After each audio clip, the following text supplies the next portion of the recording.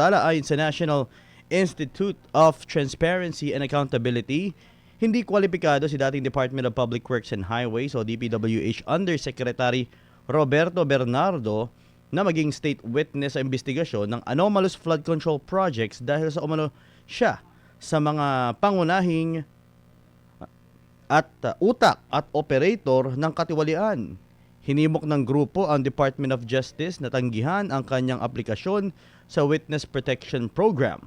Iginit na si Bernardo ay pinaka may sala at hindi pinakakaunting nagkasala. Batay sa sariling mga pahayag ni Bernardo, malinaw umanong may direktang kontrol siya sa paggalaw at maling paggamit ng bilyong pisong pondo ng gobyerno.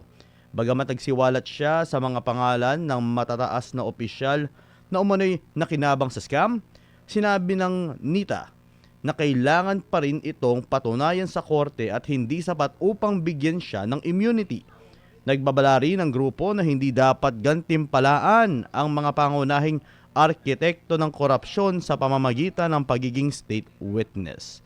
Ayan po, attorney, ano naman po ang masasabi nyo dito? Tama naman talaga, gaya na sinabi ko kanina. Pag ikaw ay involved at hindi ka nagpapakita na ikaw ay napasama ka lang, hindi ka pa pwedeng magtistigo para sa gobyerno at hindi Lagi ka wala tayong pangalan. hindi ka maaaring ma-absuelto. Kasi pag state witness ka, absuelto ka eh. Hindi ka kasama, hindi ka paparusahan.